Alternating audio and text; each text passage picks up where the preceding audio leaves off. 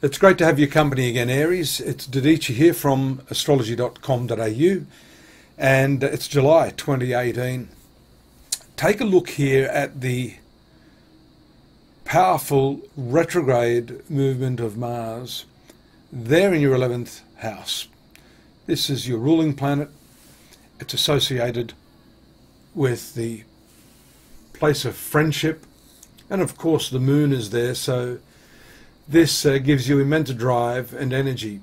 And the fact that the planet is retrograde usually indicates that that planet is even more empowered to do the work that it is invested to do.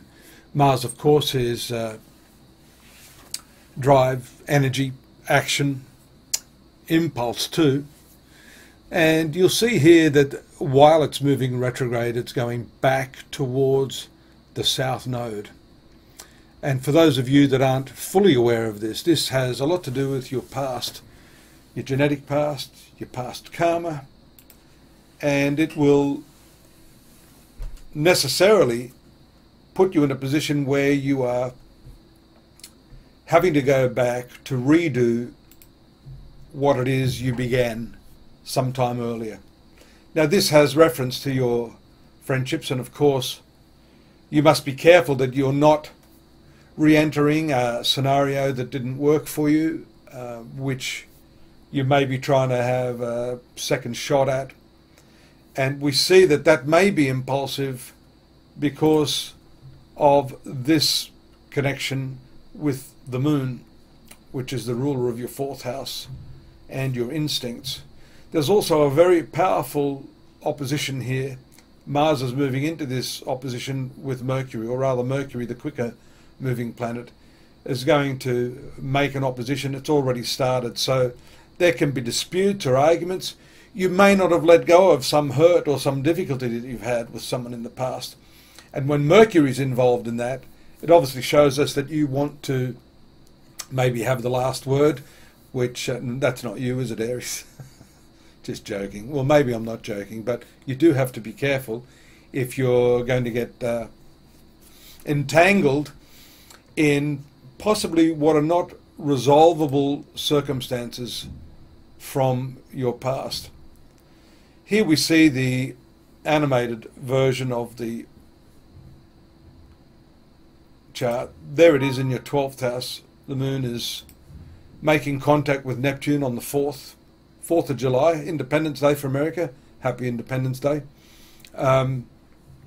This again has connotations of the past. So there's a couple of factors here in the first week of the month in particular. You see here Mars is moving closer and closer to this conjunction. That can cause problems with your social activities. And here on the 7th, when that square is very tight there between Uranus, the moon, we had that before, but Mars is going back over as if you haven't had enough of that.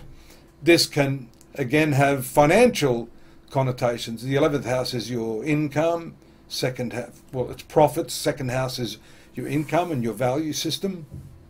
And here we see that hard square from the moon and Uranus to Mars around that date, along with another square here to the 5th house of speculation. And as you can see, it's just around this time, around the 6th, 7th, 8th, that you're going to have that very powerful opposition. That's also sometimes been seen by me to indicate some type of deception, people that are not at all truthful with you. A slightly better aspect there around the 10th. And then you'll see the new moon occurring here in your 4th house in July, around the 13th, 14th. Here it is here, indicating a very powerful need to shift your energies, to make things new and aright. And I say you must, because of this involvement of Pluto here, which is transformative by nature. It's here in your 10th house. It too is retrograde along with Saturn. So you can see these empowered planets in your professional arena are going to shake things up for you indeed. The new moon is turning over a new leaf in this area. Then the 5th house with Mercury and Moon, very imaginative for love affairs. While Venus is moving in your 6th house, a need to perhaps improve the quality of your working environment through this period. On the 18th, the Moon moves into a nice favourable aspect there to Mars.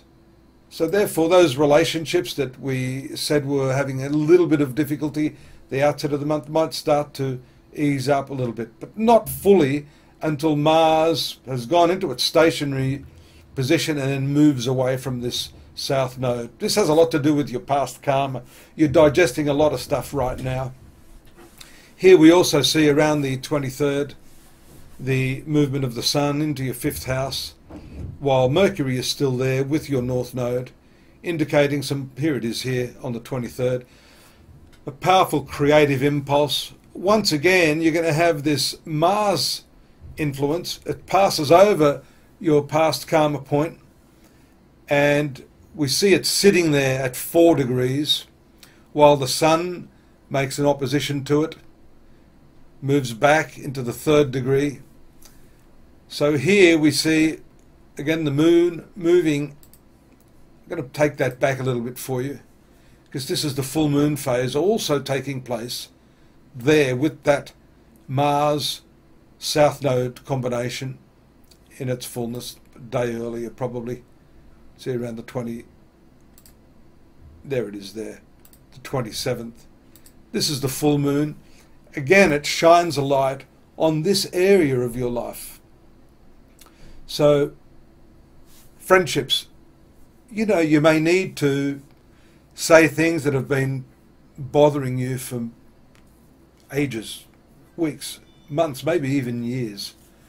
But you do have to be careful how you approach that and make sure that your diplomatic skills are in tip-top shape. Leading up to this date as well, we can see the impact of the opposition from Venus to Neptune. Venus is a critical planet in that it is your marital planet.